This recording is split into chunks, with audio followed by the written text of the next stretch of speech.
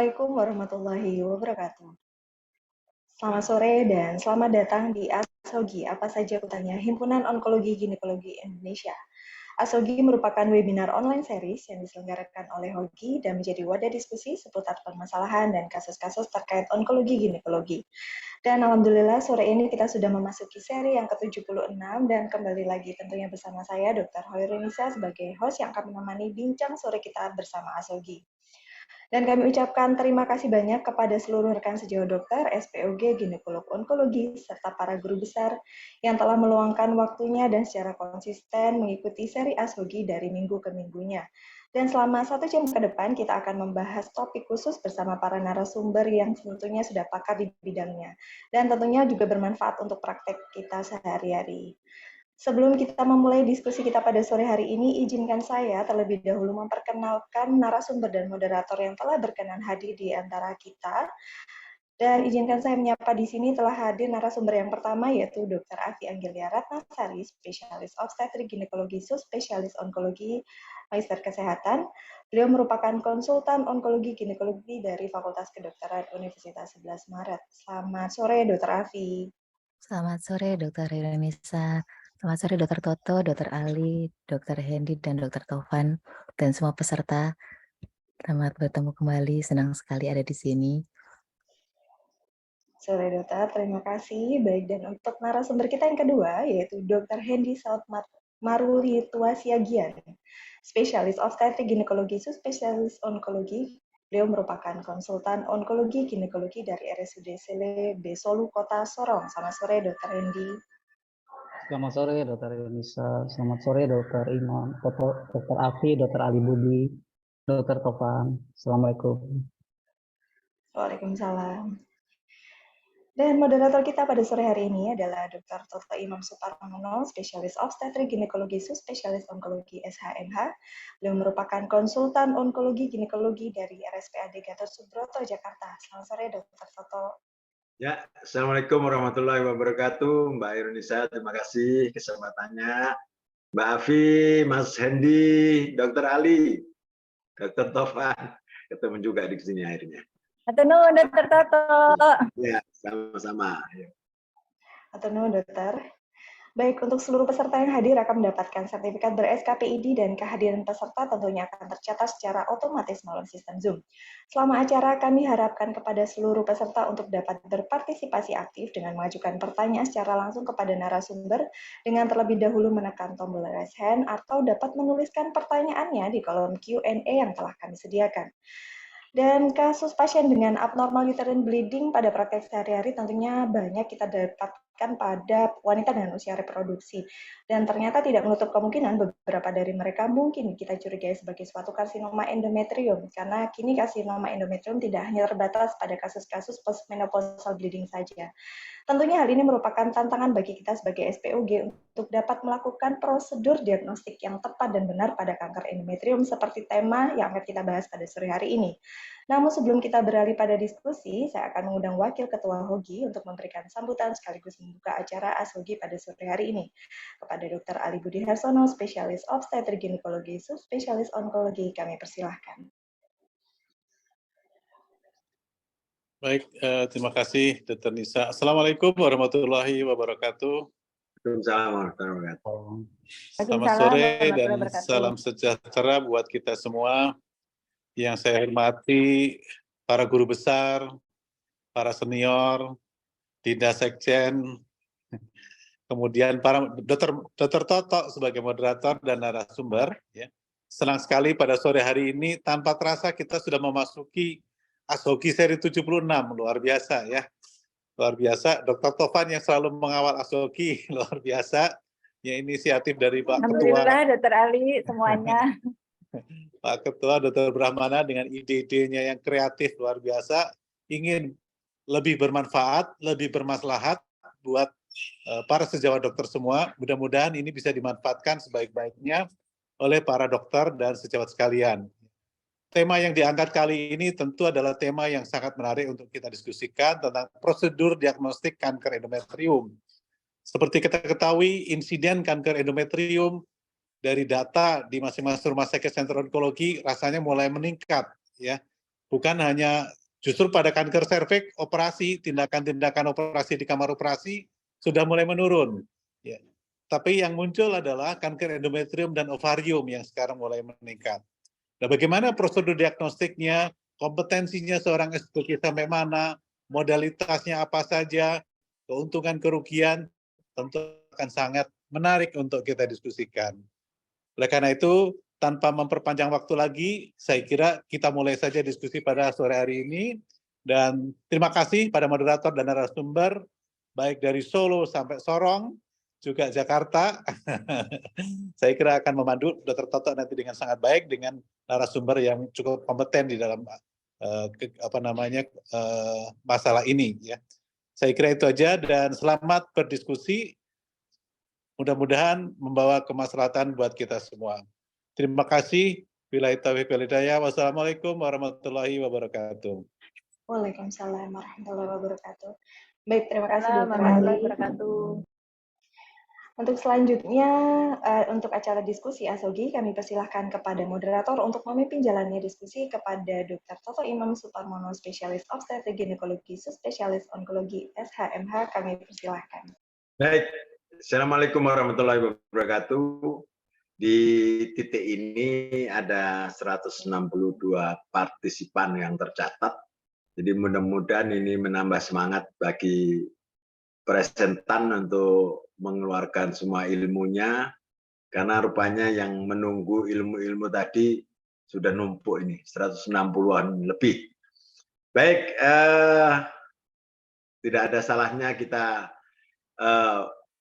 berkenalan dulu. Dr. Afi tadi sudah disebut. Panggilannya Afi, ya? Afi. Iya, Dok. Oh ya, nama panjangnya itu Afi Angelia Ratnasari. Panggilannya Afi. Kebetulan di Solo, rumahnya dekat rumah kakak saya. Jadi saya sering mendengar kakak saya ngomong-ngomong, Dokter Afi, rupanya Dokter Afi malah koncone Dewi malah. Ya, Dokter Afi dari Solo, kemudian ini dibarengi Dokter Hendi, jauh banget dari Sorong. Sana sudah gelap ya Mas ya? Sedikit lagi, Dok. Oh, sedikit lagi. Baik, kita mulai berbincang mengenai prosedur diagnostik kanker endometrium ini, yang seperti Dokter Ali tadi sampaikan, sudah semakin banyak. Kalau di sini dari urutan banyak ya, sementara dia nomor 3 ya, setelah kanker serviks dan kanker ovarium, kemudian kanker endometrium. Jadi cukup banyak kita temui sehari-hari di tempat praktek. Dan teman-teman SPOG tentu akan sering ketemu masalah ini. Baik, kita mulai saja dari Dokter Afi dulu ya. Boleh, Dok. Ya, silakan Dokter Afi untuk menyampaikan yang mau disampaikan. Silakan. Baik, Dokter. Mungkin terima kasih sebelumnya Dokter Toto, Dokter Tovan, Dokter Ali, saya sebut kembali. Selamat sore juga Dokter Hendi, kita baru sedikit berkomunikasi kemarin ya. Selamat sore juga untuk semua para peserta dari ASHOGI pada sore ini. Kebetulan kita mau berbicara mengenai prosedur diagnostik kanker endometrium. Jadi kita mungkin dari kanker endometrium lebih fokus ke masalah prosedur diagnostiknya, dan mungkin nanti saya berbagi dengan Dr. Hendi untuk masalah topik ini. Saya menyampaikan sebagian dari topik prosedur diagnostik. Saya izin share screen ya, Dok. Ya, silakan. Ini sedikit untuk membantu saya menyampaikan, walaupun topiknya mungkin sudah merupakan hal yang sering dijumpai sehari-hari dipraktekkan para teman sejawat, karena kanker endometrium mungkin datangnya juga bukan dalam bentuk kanker endometrium, tapi dalam bentuk perdarahan pervaginam pada wanita usia berapapun, mau reproduksi ataupun sudah postmenopause. Dan tantangan kita sebagai seorang SPOG untuk mendiagnosisnya menggunakan alat-alat atau fasilitas diagnostik yang kita miliki untuk bisa mengarah kepada kecurigaan kanker endometrium. Jadi kalau untuk di primary care tadi peran sejawat itu adalah untuk mendeteksi kasus-kasus mana sih yang mungkin merupakan kasus yang mengarah kepada kanker endometrium. Biasanya tantangannya malah pada early stage endometrial cancer. Kalau yang sudah advanced stage, sudah menunjukkan gejala lebih hebat, perdarahannya sangat banyak, disertai dengan gambaran klinis massa yang cukup besar dan advance, biasanya mungkin sudah tidak ragu-ragu lagi untuk segera merujuk. Tapi untuk kasus-kasus di mana masih didapatkan dalam kondisi yang normal, secara klinis, dari gambaran organ ginekologis, kemudian kasusnya juga hanya berupa perdarahan yang mungkin hampir semua pasien, sebagian besar pasien yang datang ke praktekan kita dari kasus ginekologi datang dengan keluhan perdarahan. Atau mungkin ada beberapa kasus yang tidak diduga awalnya sebagai suatu keganasan ginekologis, termasuk masalah endometrium ini hanya perdarahan biasa atau hanya benjolan biasa yang mungkin berupa dianggap sebagai miom misalnya, dan ternyata setelah kita lakukan pembedahan hasil patologi anatominya datang dalam bentuk malignansi.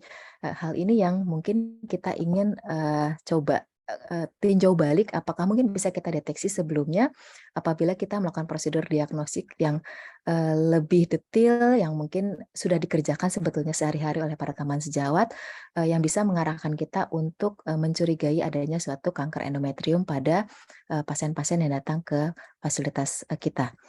Jadi sedikit mengenai endometrial cancer, gambarannya adalah lebih banyak perdarahan. Pada kondisi awal biasanya karena kita membicarakan mengenai kanker di endometrium, jadi kanker di uterus itu bisa mengenai endometrium ataupun miometrium ataupun jaringan lain yang ada pada uterus. Tetapi kalau kita bicara endometrium berarti dia melibatkan jaringan endometrium. Ini ada 2 tipe biasanya yang kita kenal ya. Tipe 1 biasanya berupa endometrioid karsinoma, sedangkan yang tipe 2 adalah non-endometrioid. Untuk tipe 1 memiliki hubungan dengan stimulasi estrogen. Biasanya kita kenal sebagai anopos estrogen, stimulasi terus-menerus dari estrogen yang tidak ada lawannya atau tidak ada efek yang melawan estrogen ini yang bisa menimbulkan perubahan dari endometrium. Dan biasanya memiliki beberapa predisposisi seperti obesitas, hiperlipidemi, anovulasi, infertilitas, atau menopause yang lebih akhir, lebih lambat. Dan seringkali dahului dengan AIN. Sedangkan tipe 2 yang tidak berhubungan dengan stimulasi estrogen, itu biasanya merupakan non-endometrioid, itu juga itu lebih banyak, lebih progres sifatnya, dan banyak muncul pertama kali mungkin di endometrial polip atau lesi prakanker lain di endometrium yang atrofik. Jadi penting juga kita mengetahui seperti ini untuk mengetahui kira-kira kita mendapatkan pasien seperti apa. Karena dari usia mungkin ada sedikit berbeda walaupun tidak merupakan patokan pasti bahwa endometrioid karsinoma hanya pada premenopause. Bisa juga terjadi pada perimenopause, termasuk juga datang mungkin pada postmenopause. Tapi untuk kejadiannya mungkin lebih banyak di sekitar pre dan perimenopausal. Kemudian type 2 tadi karena lebih banyak muncul pertama kali dari lesi-lesi atrofik dan polipoid, polip endometrium, walaupun tidak membatasi hanya di situ, lebih banyak sebarannya di postmenopausal. Dan lebih banyak berhubungan dengan predisposisi untuk yang type 1, sedangkan type 2 seringkali tidak memiliki predisposisi yang jelas. Untuk sifatnya lebih progres untuk yang type 2 dibandingkan type 1. Hal ini membuat kita lebih aware untuk pasien-pasien yang mungkin datang dalam kondisi menopause ya atau masih bahkan usia reproduktif aktif tapi dengan predisposisi yang jelas, dengan obesitas misalnya, dengan infertilitas, kemudian diabetes mellitus, perdarahan pervaginam berlebihan mungkin malahan atau heavy menstrual bleeding, dan kita dapatkan dalam kondisi uterus yang normal. Kapan kita harus mulai mencurigai adanya kemungkinan ke arah endometrial cancer? Untuk melakukan screening, tentunya kita mulai dengan diagnosis anamnesis dulu, kemudian dilakukan dengan pemeriksaan fisik dan pemeriksaan penunjang. Untuk prosedur diagnostik setelah anamnesis dan pemeriksaan fisik, kita memiliki alat bantu yang sering kita gunakan di praktekan sehari-hari berupa ultrasound, ultrasonografi. Pada kesempatan kali ini saya lebih fokus kepada imaging atau ultrasound dan pada fokusnya lebih berat kepada ultrasonografi untuk imaging, karena untuk diagnostik lain yang lebih kepada sampling jaringan nanti dengan Dr. Hendy. Kemudian kita kembali kepada ultrasound. Ini merupakan senjata kita sehari-hari. Saya rasa hampir semua SPOG pasti menggunakan ultrasound dalam prakteknya, bisa dengan transvaginal ataupun transabdominal untuk mendeteksi kelainan pada uterus yang mungkin dalam hal ini kita fokus kepada kanker endometrium. biasanya sangat disarankan kita menggunakan transvaginal ultrasound bila memungkinkan.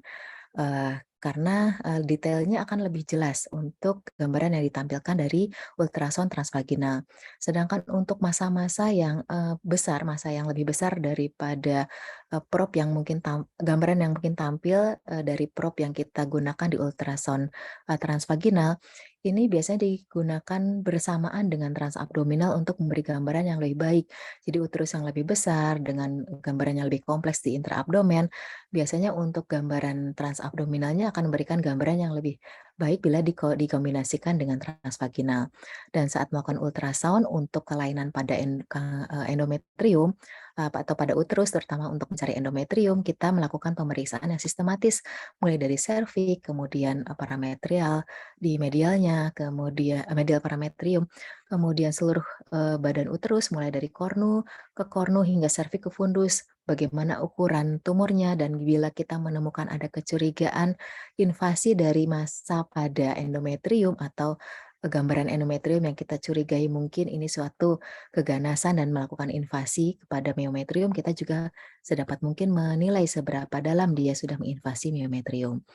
Jadi pada intinya ultrasound ini adalah digunakan untuk kanker endometrium, kita mendeteksi bagaimana endometriumnya. Normal endometrium pada postmenopause. Untuk postmenopause adalah kurang dari 1 milimeter dengan gambaran yang mulus, licin, tipis, dan hipoekoik antara endometrium dan miometrium. Cut off value-nya 4-5 milimeter. Jadi ketebalan lebih dari 4-5 milimeter biasanya merupakan indikasi kita mencurigai adanya suatu karsinoma. Apalagi jika ditemukan ekogenitas yang heterogen dan interface dari endometrium miometrium yang irregular. Tetap golden standardnya adalah pemeriksaan histologi. Ada alat bantu kita untuk menyamakan bahasa dari ultrasound ini adalah konsensus IETA. Jadi sebetulnya konsensus IETA ini tidak eksklusif untuk kanker endometrium, tapi adalah menyamakan bahasa bagaimana kita mendeskripsikan kelainan pada uterus dan endometrium. Dia menyamakan mengenai terminologi, definisi, dan ukuran untuk menggambarkan kelainan-kelainan pada endometrium dan kavitas uterus. Konsensus ini membantu kita untuk mengidentifikasi resiko dari berbagai patologi pada endometrium berdasarkan penampilan dari ultrasonografi. Sebagaimana tadi berbagai patologi endometrium, ini juga bisa kita gunakan untuk mendeteksi adanya kecurigaan kepada kanker endometrium. Pada konsensus IETA, ini disarankan kita menampilkan gambaran ultrasonografi dari uterus yang sangat jelas, sedapat mungkin menampilkan keseluruhan uterus. Tadi dari potongan sagital ada dari kornu ke kornu, dan dari serviks ke fundus tampak pada ultrasonografi. Dan gambaran yang ditampilkan sedapat mungkin terbatas pada uterus, sedapat mungkin sebesar mungkin berfokus pada area yang ingin kita periksa. Sedapat mungkin pula kita menampilkan endometrium dan sedapat mungkin area yang ditampilkan sudut yang dibentuk dari probe terhadap endometrium sekitar 90 derajat. Dan kapan melakukan ultrasonografi? Tadi terutama untuk menilai endometrium. Kalau untuk premenopause atau pada usia reproduksi tentunya tergantung dari fase menstruasi, karena ketebalan endometrium akan berubah-ubah sesuai dengan fase menstruasi. Sehingga pada fase sebelum menopause disarankan pada fase proliferatif aktif, di mana pada hari keempat sampai ke-6. Dan untuk pada wanita yang postmenopause dengan pengganti hormon replacement terapi yang juga mungkin menunjukkan perubahan dari ketebalan endometrium, disarankan pemeriksaan 5 hingga 10 hari setelah terapi progresif yang terakhir. Lalu apa yang kita nilai dari pemeriksaan ultrasonografi? Pertama adalah ketebalan dari endometrium. Bagaimana menilainya? Jadi kita harus tadi pertama kali adalah menampilkan gambaran endometrium yang cukup jelas, sedapat mungkin cukup tampak dari proksimal hingga ke distal. Dan kita menilai dari ketebalan yang paling maksimal dari potongan sagital melibatkan kedua lapisan endometrium. Dan jika ada didapatkan cairan di intrakavitas, cairannya tidak dilibatkan dalam penilaian ketebalan tersebut.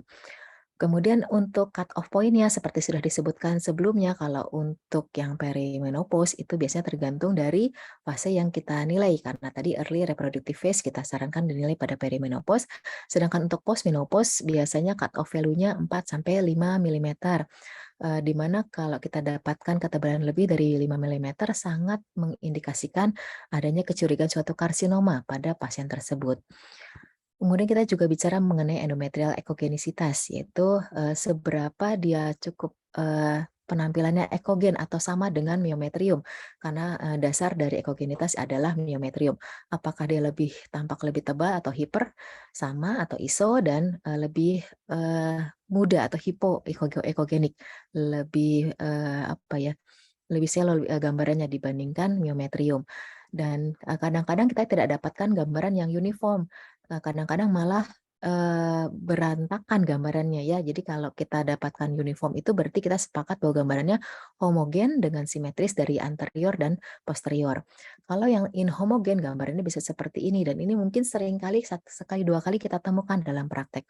Kita ketemu gambar yang mencari endometriumnya cukup sulit, kemudian gambarannya inhomogen, ekogenitasnya juga tidak bisa kita samaratakan, dan ada juga definisi untuk mencari midline dari endometrial. Endometrial midline-nya tidak bisa lurus tampak dari proksimal ke distal, tapi juga mungkin bergelombang atau hanya sebagian yang tampak. Jadi ini deskripsi yang mungkin kita perlu lebih detail tampilkan untuk bisa mendeskripsikan ke arah mana kecurigaan suatu gambaran endometrium yang kita temukan pada pasien. Kemudian juga junction jadi hubungan antara endometrium dengan miometrium. Apakah dia reguler atau irreguler ya? Kalau untuk gambar A ini di atas ini adalah gambaran reguler di sebelah kiri. Sedangkan irreguler itu gambarannya tidak beraturan, dia menunjukkan ketebalan yang berbeda antara satu titik dan titik lain untuk batasan dari endometrium dengan miometrium. Ini pun harus kita deskripsikan dengan jelas untuk mencurigai sebagaimana gambaran endometrium pada pasien yang kita lakukan pemeriksaan dengan ultrasonografi. Dan untuk IETA sendiri menyamakan untuk bagaimana gambaran color score dan vascular pattern dari USG Doppler. Apakah dia tidak ada gambaran yang kita temukan dari endometrium, colornya no flow ya 1, kalau dari ini di skornya 1, atau skornya 2 mengindikasikan minimal, kalau moderate cukup sedang lah, jadi tidak terlalu padat tapi juga tidak terlalu sedikit, sedangkan untuk 4 itu sangat banyak pola Doppler flow yang kita temukan. Atau vascular pattern-nya, apakah dia tanpa branching, tanpa cabang, atau dengan branching. Dengan branching pun banyak yang mungkin kita temukan, mungkin multiple vessel atau single vessel ya, dengan origin yang multivokal. Ini mungkin nanti bisa dilihat dari kriteria IETA. Setelah kita menilai semua gambaran kelainan ini pada endometrium, pada beberapa referensi ada yang sudah mulai menyarikan, menggunakan IETA ini sebagai salah satu pedoman kita untuk mencurigai apakah suatu gambaran yang ada di endometrium tersebut merupakan lebih gambaran ke arah benign atau malignan. Untuk ke arah ini adalah salah satu referensi yang saya ambil untuk gambaran IETA. Jadi ada gambaran benign itu biasanya kalau ketebalannya kurang dari 4 mm, terutama pada yang postmenopause. Untuk premenopause biasanya tadi dengan catatan dilakukan pada early proliferative phase, lebih dari 18,5 itu kita curiga ke arah malignan. Kemudian gambarannya biasanya kalau benign itu masih homogen, baik itu hiperekoik, hipoekoik, atau isoekoik, dan menunjukkan trilayer pattern. Kemudian ekogenitasnya cenderung homogen untuk yang benign. Kalau kita dapatkan di luar itu heterogen, kita harus curigai apakah ada kemungkinan ke arah malignan. Kemudian untuk gambaran midline-nya, apakah masih linear, apakah junction-nya reguler, apakah color score-nya masih sedikit saja, no flow, atau hanya minimal sekali, dengan pattern yang ditemukan mungkin hanya single vessel. Di luar daripada itu, kita mencurigai adanya kecurigaan suatu massa endometrium yang mungkin mengarah ke malignan. Walaupun tetap kita harus membuktikan kecurigaan tersebut dengan standar diagnosisnya berupa histopatologi.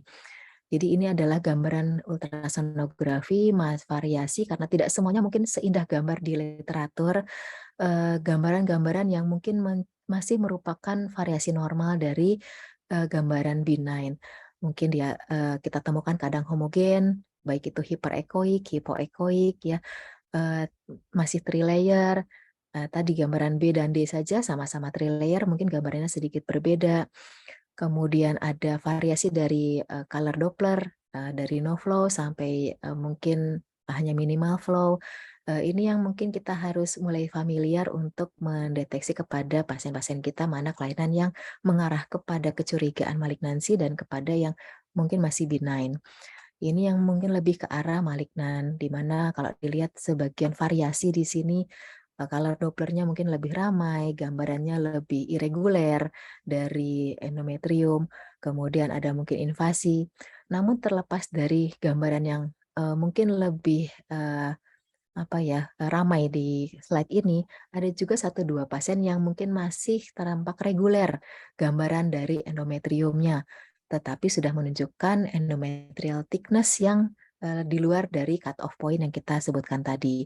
Atau mungkin masih menunjukkan gambaran trilayer, tapi pada beberapa area sudah menunjukkan junction yang irregular dari endometrial, myometrial.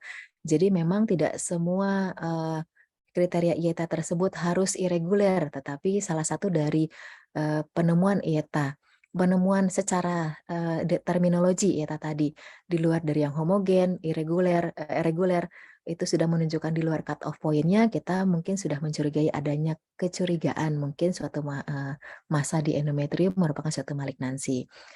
Bisa 2 menit lagi. Siap dok, udah hampir selesai dok. Kemudian untuk endometrial karsinoma tadi karena kita dari stage ini bervariasi dari 1 sampai 4, biasanya yang kita bicarakan untuk ultrasonografi hanya terbatas di stadium 1 ataupun 2 maksimal.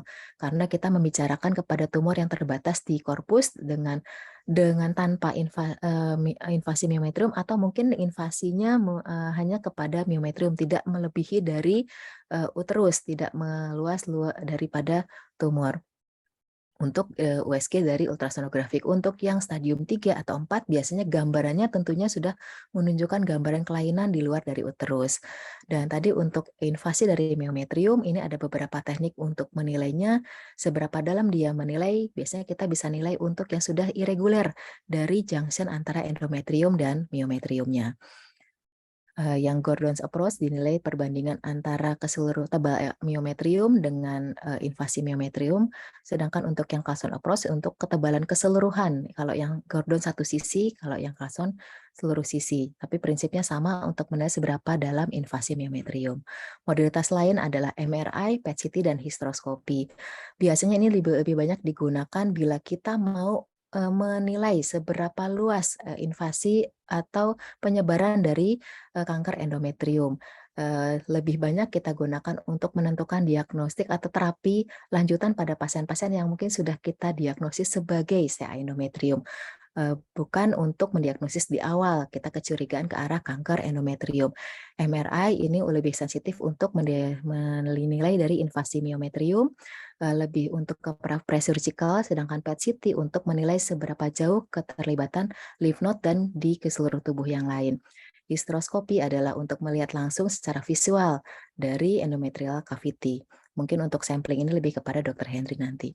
Kemudian tadi secara prosedural, jadi kita nilai dari endometrial thickness apabila kita dapatkan kecurigaan, kita kuret atau endometrial biopsi atau bisa juga hysteroscopy. Kalau perlu ada kecurigaan atau keraguan-raguan dari patologi anatomi, mungkin diperlukan IHK, pemeriksaan IHK untuk melihat pathological diagnosis, baru kita masuk kepada staging. Nah, untuk pathological diagnosis nanti lebih kepada Dr. Hendy, Dok. Sementara dari saya mungkin sekian. Terima kasih. Baik, terima kasih ya, atas presentasi Dr. Afi. Kita tidak berlama-lama karena sudah mengambil cukup banyak ini tadi 20 menit. Silakan aja dilanjut Dr. Hendy dari Sorong. Silakan. Baik dok, izin apa sudah kelihatan dok slide saya dok? Sudah. Baik, saya izin melanjutkan dokter. Tadi Dr. Afi sudah menjelaskan sangat baik. Ini seperti yang dikatakan Dr. Afi tadi bahwa preoperatif atau sebelum penanganan daripada kanker endometrium itu suatu mandatori untuk kita menentukan kira-kira stadium atau risk faktornya itu masuk di risiko sebelah mana sebetulnya. Dan Untuk kanker endometrium sendiri, konsensus daripada ESGO-ESMO, selain pemeriksaan imaging tadi, baik dengan ultrasonografi maupun MRI atau CT scan, golden standarnya tetap adalah pemeriksaan histopatologi. Karena dengan pemeriksaan histopatologi, diagnostik pasti daripada kanker endometrium itu dapat ditegakkan. Nah, untuk pengambilan daripada sampel, ada dua yang sangat terkenal saat ini yang biasa kita lakukan, yaitu dengan konvensional, dengan DNC, serta dengan menggunakan histeroskopi, di mana kita bisa melakukan targeted biopsi pada lesi yang mencurigakan. Untuk metode konvensional dengan DNC sendiri, ini mungkin metode yang paling terkenal dan paling luas digunakan. Ini pun yang saya lakukan di tempat saya saat ini, di mana dengan metode DNC sendiri itu memberikan suatu kemudahan dalam mengambil sampling daripada endometrium. Namun dengan metode DNC ternyata ada beberapa kelemahannya, di mana ternyata pada penelitian didapatkan bahwa pada lesi-lesi yang vokal atau yang lokal itu sulit untuk didapatkan dengan kuretase, blind kuretase ini. Bahkan didapatkan bahwa sekitar 60% tindakan kita melakukan DNC itu ternyata hanya mencakup kurang dari setengah dari kapum uteri yang dapat kita ambil. Hal ini menyebabkan pada lesi vokal itu sekitar 50-85% itu ternyata miss untuk kita mendiagnosis suatu keganasan atau kelainan pada endometrium. Belum lagi resiko perforasi, perdarahan, dan kebutuhan untuk rawat inap pada metode konvensional ini. Beberapa tools dikembangkan saat ini untuk melakukan sampling endometrium. Salah satu yang cukup terkenal dan banyak digunakan adalah menggunakan Pipel, di mana dengan Pipel ini kita bisa mengambil jaringan endometrium dengan setting pasien rawat jalan di poliklinik karena tidak membutuhkan adanya narkosa atau pembiusan sebelumnya. Penelitian yang dilakukan di India didapatkan bahwa ternyata dengan Pipel ini memberikan sensitivitas dan spesifitas yang sama dengan DNC ternyata dalam mengambil atau mendiagnosis suatu keganasan pada endometrium. Bahkan didapatkan bahwa Pipel ini merupakan satu metode efektif yang sangat baik untuk kita gunakan pada pasien-pasien dalam setting rawat jalan. Saat ini metode yang paling terkenal dan paling baik untuk mengevaluasi kapum uteri atau endometrium adalah dengan histeroskopi. Di mana dengan histeroskopi ini kita dapat mengevaluasi gambaran kelainan pada endometrium dan dapat mengambil sampel biopsi pada tempat-tempat yang memang kita curigai. Di mana dengan histeroskopi ini sensitivitas dan spesifitasnya sangat tinggi dan dapat dilakukan pada setting rawat jalan sehingga tidak menyulitkan seperti pada penanganan dengan DNC. Pada metode histeroskopi, walaupun kita dapat menegakkan diagnostik dengan histopatologi, tentunya ada suatu scoring, yaitu kita bilang HICA atau hysteroscopic cancer score system, di mana pada HICA ini kita ketika melakukan histeroskopi, kita menilai keadaan endometrium, itu pada 3 hal yang kita nilai. Yang pertama kita melihat permukaan daripada endometrium tersebut. Apakah ada suatu irregularitas, ada papil projection. Selanjutnya kita melihat adanya gambaran nekrotik pada permukaan daripada endometrium serta gambaran abnormalitas daripada vaskular di endometrium. Ini merupakan contoh-contoh gambaran histeroskopik pada sistem HICA yang kita dapatkan. Kita bisa melihat adanya gambaran irregularitas, perubahan daripada area nekrotik serta adanya papillary projection. Dan scoring HICA ini kita memiliki 7 scoring, di mana masing-masing scoring itu kita beri nilai 1 dengan cut off pada beberapa penelitian yang menyatakan bahwa 3 atau lebih itu memiliki sensitivitas dan spesifitas di atas 88% untuk terjadinya suatu kanker endometrium ketika dibuktikan dengan hasil histopatologi. Pertanyaan yang sering terjadi pada penggunaan histeroskopi adalah apakah tindakan histeroskopi ini dapat memfasilitasi terjadinya ekspulsi daripada sel kanker endometrium ke dalam kavum abdomen. Ini yang sering menjadi pertanyaan pada penggunaan histeroskopi dalam sampling endometrium. Ternyata ada beberapa kepustakaan termasuk retrospective study di mana dinyatakan bahwa ternyata ketika dibandingkan tindakan DNC dan juga tindakan histeroskopi pada penilaian sitologi daripada peritoneum, invasi ke miometrium, serta keterlibatan KGB, serta LVSI, ternyata tidak ada perbedaan bermakna pada pasien yang dilakukan DNC maupun pasien yang dilakukan histeroskopi, dan bahkan didapatkan bahwa overall survival maupun recurrent rate-nya itu sama. Sehingga memang histeroskopi saat ini merupakan metode yang aman untuk dan pilihan utama untuk melakukan sampling daripada endometrium. Ketika kita menerima hasil daripada patologi endometrium, kita harus ingat 3 hal. Kita jangan cuma menilai tipe daripada endometrial karsinomanya, seperti yang dikatakan terapi tadi ada 2 tipe endometrioid atau tipe 1 dan tipe 2 atau non endometrioid. Namun kita juga harus menilai grading maupun LVSI-nya. Di mana jika grade-nya grade 1 atau grade 2 itu kita sebut low grade, sedangkan yang grade 3 atau itu kita sebut high grade. Serta kita harus menilai adanya LVSI-nya. Kenapa? Karena untuk penanganan kanker endometrium sendiri tidak hanya ditentukan preoperatif dari stadium yang kita dapatkan melalui imaging tadi, tapi kita harus kombinasikan dengan hasil histopatologinya. Ini saya kasih contoh tentang klasifikasi risk group pada S2 tahun 2020, di mana dikatakan bahwa kita beri contoh stadium 1A endometrioid, jika kita tidak menilai grading maupun LVSI-nya, itu kita bisa memperlakukan sebagai stadium 1A yang penanganannya tentu hanya HTSOB. Namun jika kita menilai grading maupun LVSI-nya, jika ternyata LVSI-nya positif, itu stadium 1A langsung risk group-nya masuk ke high intermediate, sehingga penanganannya tidak cukup untuk dilakukan HTSOB, namun harus dilakukan surgical staging. Saat ini juga ada klasifikasi molekuler sebetulnya yang berkembang, walaupun memang di tempat kita ini belum sering kita gunakan, di mana kita menilai tentang T53, pol mutasi maupun MMRD, di mana hal ini berhubungan dengan prognostik pasien sebetulnya. Jadi pasien-pasien dengan adanya pol mutasi itu dikatakan bahwa memiliki prognostik yang lebih baik, sedangkan pasien-pasien dengan yang mutasi daripada P53 subtype itu memiliki prognostik yang lebih jelek. Selanjutnya ada yang bertanya tentang bagaimana peran daripada tumor marker pada endometrium. Ternyata berbeda dengan penyakit trophoblastik maligna, di mana beta HCG dapat menegakkan suatu diagnostik TTM tanpa histopatologi. Ternyata untuk kanker endometrium sampai saat ini tidak ada tumor marker yang spesifik yang dapat dipakai untuk menegakkan diagnostik daripada kanker endometrium. Mungkin demikian dari saya, Dr. Toto. Terima kasih banyak. Baik. Ya, waktu yang dipakai hanya 15 menit. Baik, Dr. Hendy, ada hampir sekitar 225 penikmat presentasi ini. Mudah-mudahan sudah tercatat ya dari chatnya tadi atau QA-nya. Mbak Khairunisa sudah mencatat pertanyaan-pertanyaan yang ada yang bisa ditanyakan kepada kedua presentan ini.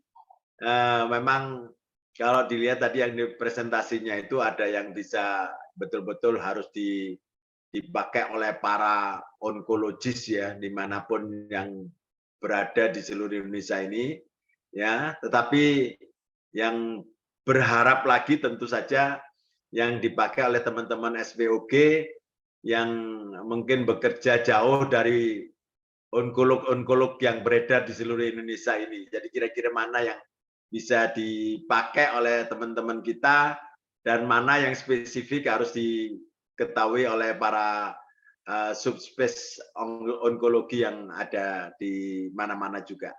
Baik, silakan Mbak Khairunisa, ada yang mau ditanyakan atau tercatat? Silakan.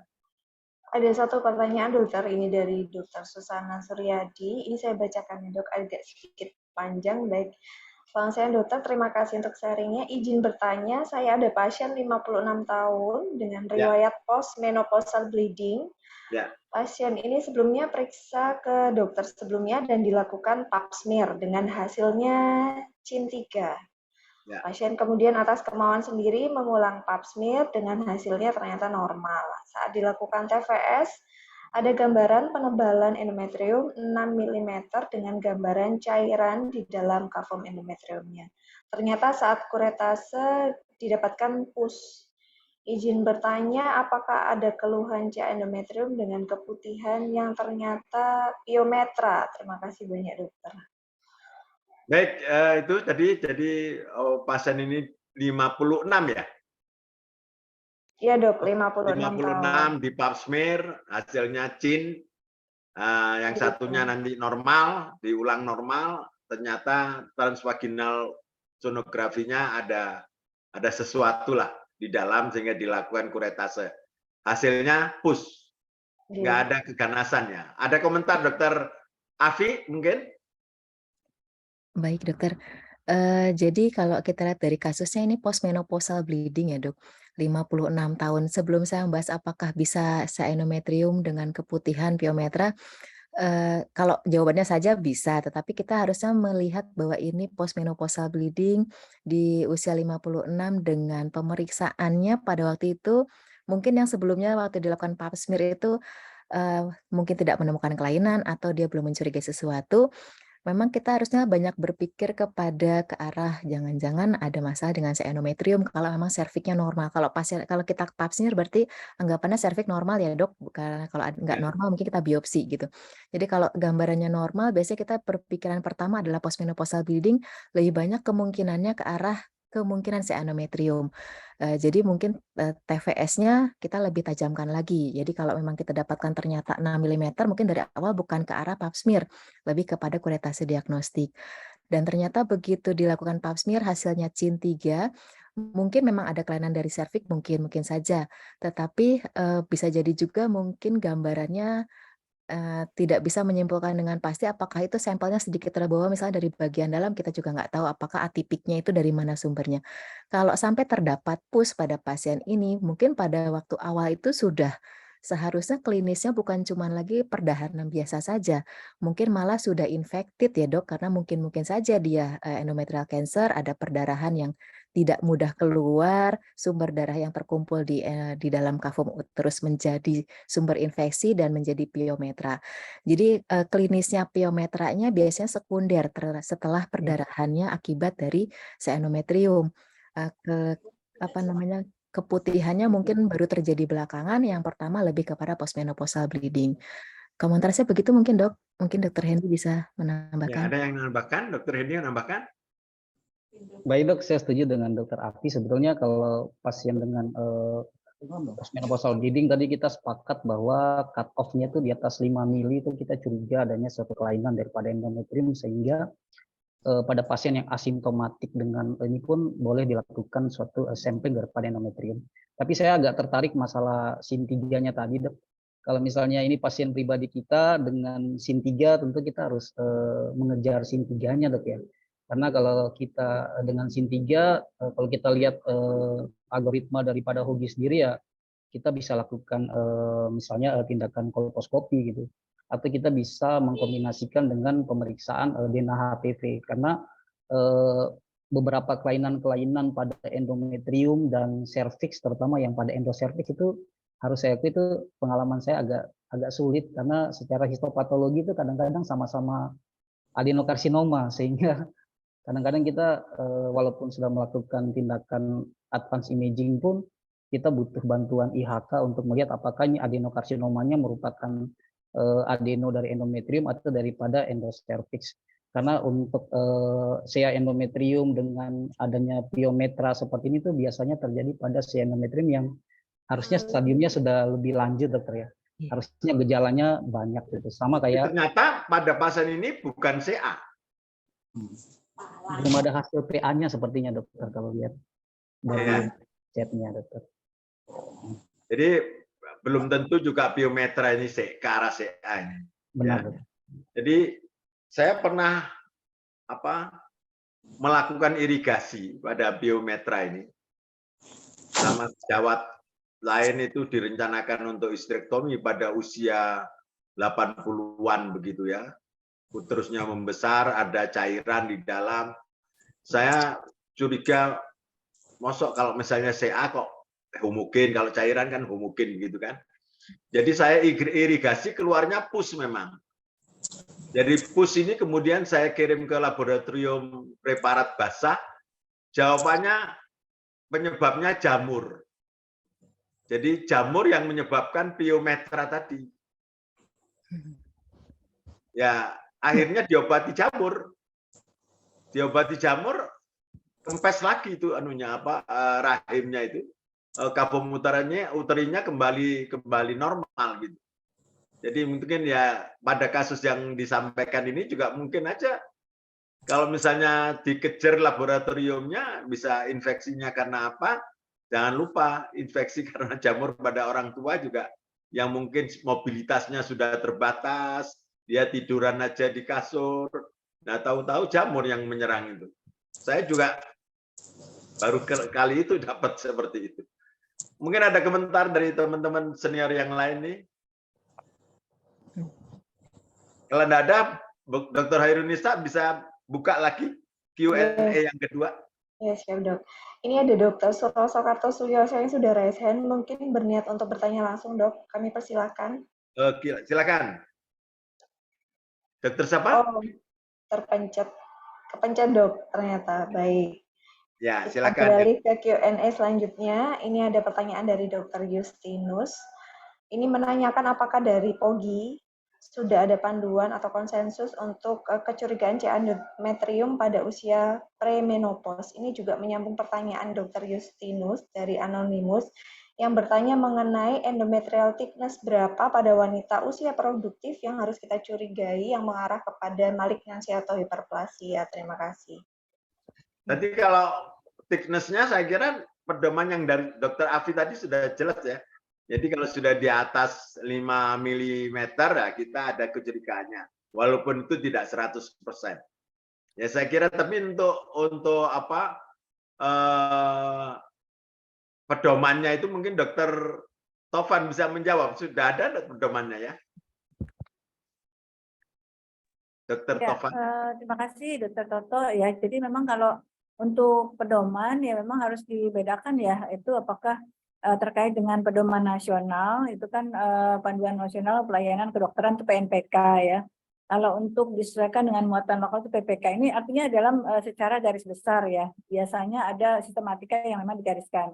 Nah, tadi terkait dengan spesifik itu terkait dengan keilmuan itu ada memang di PNPK kita Dokter Toto ya. Jadi mulai dari penegakan diagnosis ya, anamnesis, pemeriksaan fisik, pemeriksaan penunjang ya. Jadi memang itu selalu didasarkan pada evidence ya. Terkait dengan PNPK endometrium ini memang dari Kementerian Kesehatan sendiri saat ini kan selalu ya PPK atau PNPK itu adalah yang memang dianggap high cost ya, high volume gitu ya, high risk gitu ya. Jadi memang yang dianggap masih high cost, high volume, high risk itu adalah sel cervix saat ini. Nah, sel cervix PNPK-nya yang revisi tahun 2022 itu belum disahkan oleh Kementerian Kesehatan. Sedang bergulir diskusinya karena multidisciplinary team ya. Jadi dengan teman-teman yang terlibat ya termasuk radioterapi, kemudian jelas radiologi PA ya termasuk gizi maupun dari penunjang psikiatri. Nah, endometrium ada, tapi HOGI sendiri sebagai society atau himpunan sudah menyiapkan Dr. Toto untuk PNPK endometrium ini, namun saat ini memang tidak sama ya regulasinya dengan yang lalu bahwa dulu PNPK itu jadi satu ya, jadi PNPK HOGI satu bundle gitu dari mulai cervix, ovarium, endometrium ya, GPN atau PPM penyakit trophoblast maligna, vulva, vagina begitu ya. Tumbak terakhir ya, tapi sekarang memang per buku, per chapter ya, mereka mintanya PNPK sel cervix, PNPK sel ovarium, endometrium dan seterusnya. Jadi saat ini PNPK endometrial cancer itu sedang sudah kita siapkan secara society, tapi untuk pengesahannya ada 7 step yang harus kita lalui sebagai PNPK yang diusulkan. Mungkin itu ya tambahannya, ada semuanya di PNPK. Ya paling enggak dari masing-masing center udah pasti ada pedomannya ya. Dan mungkin secara ringkes dari pedoman yang disampaikan presentasi dari Dr. Afi tadi aja. Jadi kalau ada orang perdarahan postmenopausal atau perdarahan perimenopausal, kalau memang USG-nya memang ketebalannya lebih dari 5 mm ya ke arah diagnostik CA endometriumnya bisa mencapai berapa tadi 90-an persen ya, 90-an persen. Jadi saya kira itu aja. Toh kuretase ini juga ditanggung oleh BPJS, jadi tidak ada masalah sebetulnya. Ada komentar mungkin Dokter Afi tambahan, kayaknya mau ngomong kayaknya. Ya dok, maaf. Mungkin di sini kayak tadi pertanyaan dari ininya lebih ke usia reproduktif ya dok ya tadi ya. Ya. Kalau yang 4,5 sampai 5 mungkin postmenopausal itu sudah standarnya memang 4 sampai di atas 4 sampai 5 kita sudah sangat curiga.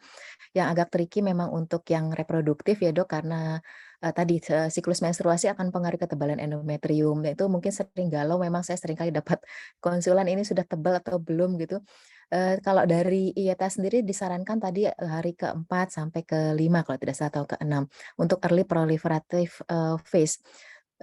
Sedangkan kalau kita lihat dari ketebalan, kalau dari sudah disarikan ada beberapa referensi memang biasanya menyarankan di atas, curiganya di atas untuk area endometrium lebih di atas 18,5. Kapan kita sebut hiperplasia tentunya tadi tergantung dari fase apa yang kita nilai ya dok, karena kadang-kadang kan tidak semuanya pasien datang dengan fase yang jelas untuk menstruasi. Tapi kalau untuk fase yang proliferatif memang tadi kita harusnya tidak lebih daripada sekitar 13 mm. Jadi kalau sudah di atas itu pasti sudah curiga ada sesuatu. Karena tadi seringkali menstruasinya tidak teratur, datang dengan pokoknya perdarahan begitu, makanya ada yang menyarankan kecurigaan untuk ke arah malignansi untuk yang reproduktif di atas 18,5. Tapi tadi untuk variasi dari tiap referensi mungkin berbeda-beda, rata-rata dipakai di atas 16 mm dokter. Mungkin begitu dok untuk yang reproduktif. Kalau untuk menopause sudah pasti di atas 4 sampai 5 mm cut off point-nya. Ya, Dokter Hendi ada tambahan? Baik dok, mungkin tambahan saya mengenai pengambilan sampel endometrium ini dok. Kalau untuk yang pengambilan sampel endometrium ini sebetulnya pada kasus yang disebut Dokter Afi tadi, pada keadaan yang postmenopause dengan ukuran ketebalan endometrium lebih 5 mili, itu bisa kita lakukan sampling endometrium, karena dibandingkan DNC tadi dikatakan bahwa kelemahan DNC tadi itu ada lesi-lesi vokal yang sering terlewat pada saat melakukan dilatasi dan kuretase. Dan tentu untuk pengambilan yang sulit ya mungkin dengan makin banyak melakukan makin mahir ya. Saya juga masih banyak belajar. Terima kasih dok. Jadi berdasarkan yang pengalaman juga ini dari saya ya. Jadi teman-teman itu kan memang banyak yang pasiennya cukup banyak lah begitu ya. Ketika orang mengeluh perdarahan, pervaginam, ya, yang pertama mohon maaf betul ya. Kalau misalnya salah ya berarti saya yang salah, kesan saya yang salah. Jadi yang pertama nggak mau periksa in speculo, ya. Jadi untuk menentukan darahnya dari mana itu kan in speculo, nggak bisa dari USG. Nah, itu karena pasien udah banyak, mungkin nggak sempat in speculo atau bagaimana, langsung dianggap itu perdarahan akibat gangguan hormon. Jadi langsung diterapi hormonal.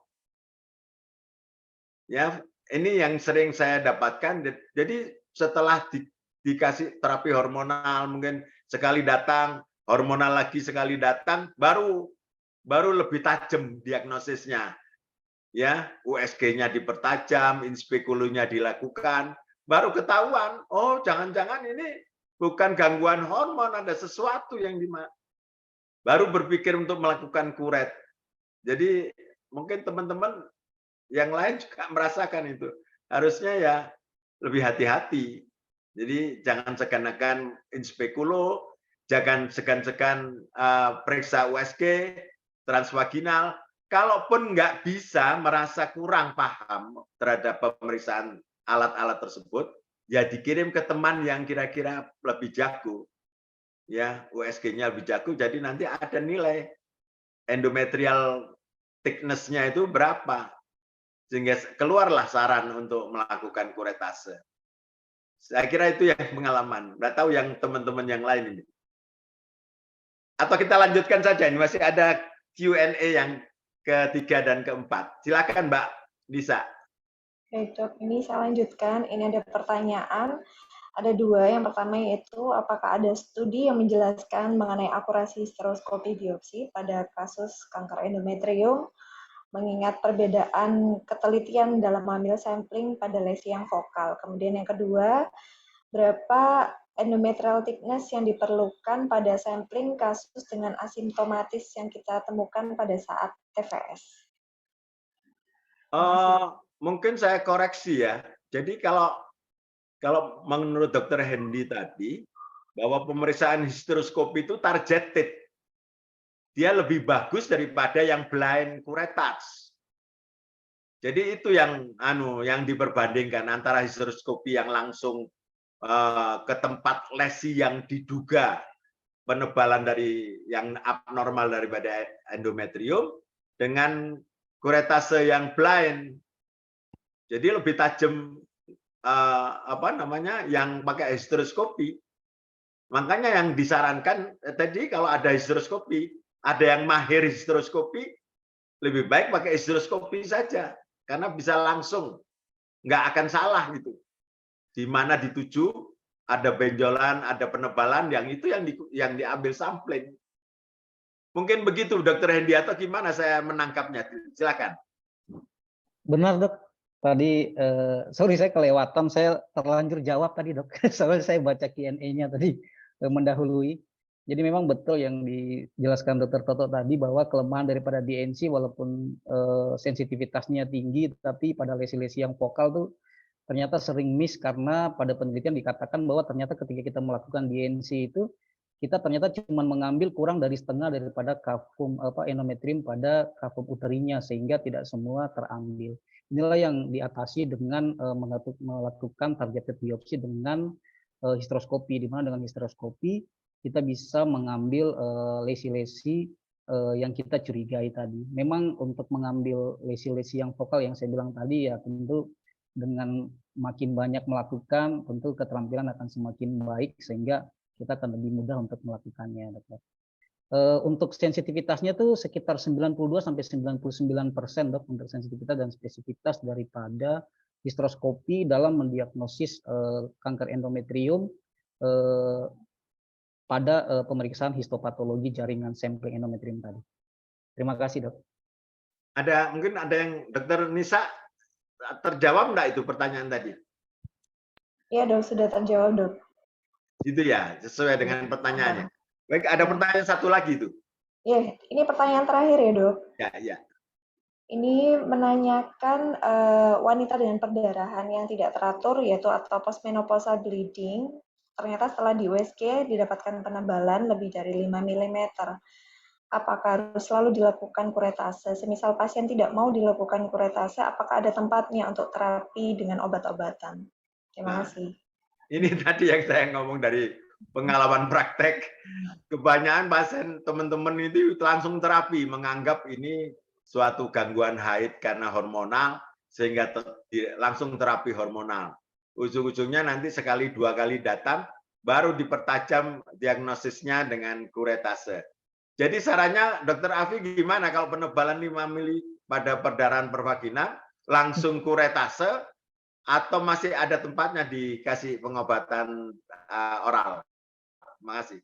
Baik dokter. Jadi tadi sudah kita bilang bahwa cut off point-nya untuk postmenopausal 4-5. Jadi di atas itu sudah sangat sugestif ke arah karsinoma dan harus kita tegakkan dok dari histopatologi. Kalau pasien nggak mau dilatasi kuretase, sebetulnya Dr. Hendy sudah kasih opsi tadi histeroskopi ya dok. Wah, jadi histeroskopi pun nggak semuanya harus bius, ada office histeroskopi sebetulnya. Jadi mungkin ketakutan pasien kadang-kadang saya nggak mau operasi gitu, nggak mau masuk kamar operasi. Sebetulnya ada office histeroskopi, tergantung dari fasilitas yang kita miliki. Apakah boleh dikasih obat karena ini sugestif karsinoma gitu? Kayaknya terlalu kita bisa andaikan jika ternyata karsinoma kalau kita obati tidak pada sesuai dengan tempatnya, tentunya akan berbahaya buat pasien dan kita pun mungkin sebagai sisi onkolog akan mendapatkan kasus yang lebih ruwet nantinya setelah pasca pengobatan gitu ya dok. Jadi saran saya ya sudah tahu kita ini faktor resikonya cukup besar, sangat indikatif ke arah karsinoma, maka sebaiknya kita sangat mengedukasi pasien untuk bagaimana kita mendapatkan sampling untuk mendapatkan diagnosis, menyingkirkan kemungkinan ke arah CA endometrium tersebut sebelum kita mikir obat-obatan, gitu dok. Mungkin dokter Hendy. Saya kira seperti itu ya mungkin bagi penanya. Memang ya itu tadi berdasar pengalaman pribadi masih banyak teman-teman yang langsung melakukan terapi hormonal lah. begitu pada pasien-pasien dengan perdarahan pervaginal. Tidak mau mempertajam diagnostik dengan USG-nya, USG transvaginalnya, bahkan melakukan kuretase pada kasus-kasus yang lebih dari 5 mm lagi. Khusus yang punya kemampuan untuk histeroskopi, lebih bagus lagi histeroskopi ya. Karena itu akan langsung tegak itu. Kalau misalnya klinis kelihatan ada penebalan di situ yang diambil, ya itu yakin ya. Nah, tentu bagi teman-teman semua, karena kita kan memang harus mampu mengembangkan kepekaan masing-masing ya. Jadi harus ada apa ya, penilaian terhadap kemampuan diri sendiri untuk meningkatkan kemampuan mendiagnosis pasien kita, penyakit pasien kita. Ya harus kita upayakan untuk meningkatkan value kita masing-masing. Jadi kalau berobat ke Dokter Hendy, rasanya nggak pernah lolos satupun pasien, semua terdiagnosis. Itu value-nya Dokter Hendy berarti mungkin sudah mendekati 100%. Ya, pokoknya yang dikatakan A benar-benar penyakitnya A. Yang banyak sekarang kan yang keliru ya, ada yang keliru karena itu tadi mungkin karena pasiennya kebanyakan, waktu prakteknya mepet. Kan kalau di kota besar Dokter Hendy kita dibatasi waktu cuma 2 jam praktek. Dokter Hendy kalau di Sorong mungkin mau praktek dari subuh ke subuh boleh ya? Boleh. Nggak ada yang gantiin. Ya saya kira itu ya, waktunya sudah 1 jam ini tidak terasa. Dokter Hairunisa, Dokter Tovan. Jadi saya kembalikan ke Dokter Nisa ini bagaimana selanjutnya. Terima kasih. Ya. Sebelum Dokter Nisa boleh ya, Dokter Toto. Ya, ya. Ya, saya rasa ini harus selesai ya. Jadi bagaimanapun saya juga nggak mau asal bicara ya. Jadi tadi saya lihat-lihat lagi PNPK kita ya, Dokter Toto ya. Jadi memang tadi apresiasi sekali Dokter Afi, Dokter Hendy, saya sangat luar biasa ya presentasinya. Saya rasa pertanyaan semua sudah terjawab. Cuma terkait dengan society saya rasa saya perlu pertajam lagi. Jadi memang tadi kan ditanyakan kalau populasi asimptom gimana, misalkan tebalnya katakanlah di atas 11 mili gitu ya. Memang di kita memang kita bagi gitu ya. Jadi ada beberapa pengelompokan untuk penapisan ya, namanya itu dalam chapter penapisan risiko CA endometrium. Penapisan risiko CA endometrium kita bagi 3 ya teman-teman sejawat. Jadi yang pertama itu adalah pada populasi umum yang kita sebut sebagai ini ya, populasi yang rata gitu ya, rata itu adalah populasi umum. Sedangkan yang kedua itu adalah risiko yang lebih tinggi. Jadi populasi yang berisiko lebih tinggi itu termasuk yang tadi tuh temuan USG yang abnormal, adanya vaskularisasi meningkat, ada inhomogenitas dari endometrium, juga lebih dari 11 mm gitu ya. Tapi memang rekomendasi ini SGO 2022 ya terakhir ya November itu menyatakan kita tidak ada indikasi melakukan screening pada populasi asimptom ya, pada endometrium tidak ada mengenal ya Dokter Hendy, Dokter Afi tadi ya, Dokter Toto ya.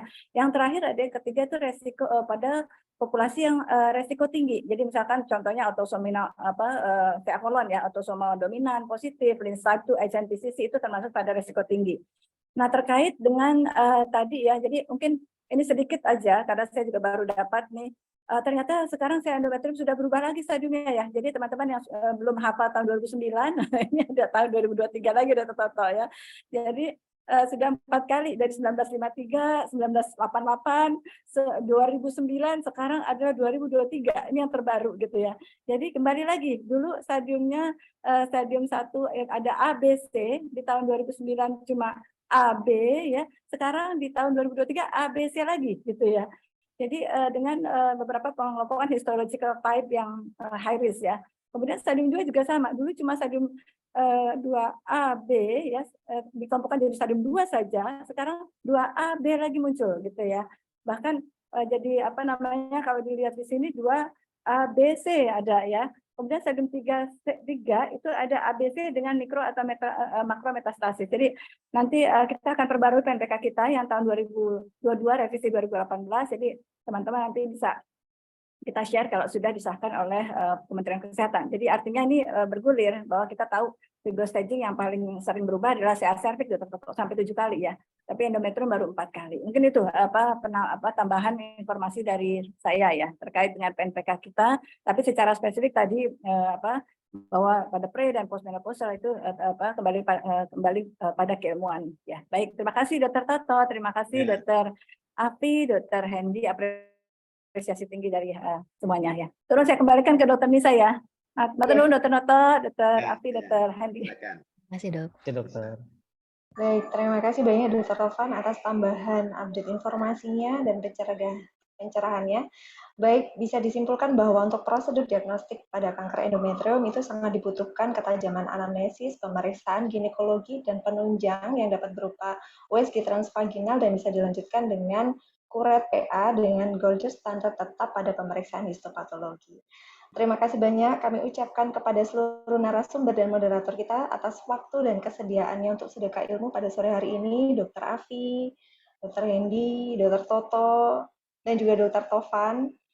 Tidak terasa 1 jam lebih kita sudah berdiskusi, sampailah kita di akhir acara. Semoga bahasan kita membawa banyak manfaat bagi kita semua, dan kami ucapkan terima kasih atas perhatian dan atensi seluruh peserta ASOGI.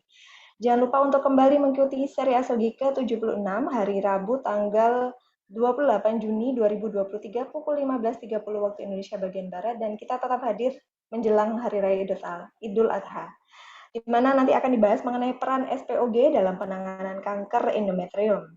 Baik, sampai jumpa di ASOGI seri berikutnya. Kami undur diri. Wassalamualaikum warahmatullahi wabarakatuh. Waalaikumsalam. Waalaikumsalam warahmatullahi wabarakatuh. Ya, Dr. Toto, Dr. Afi.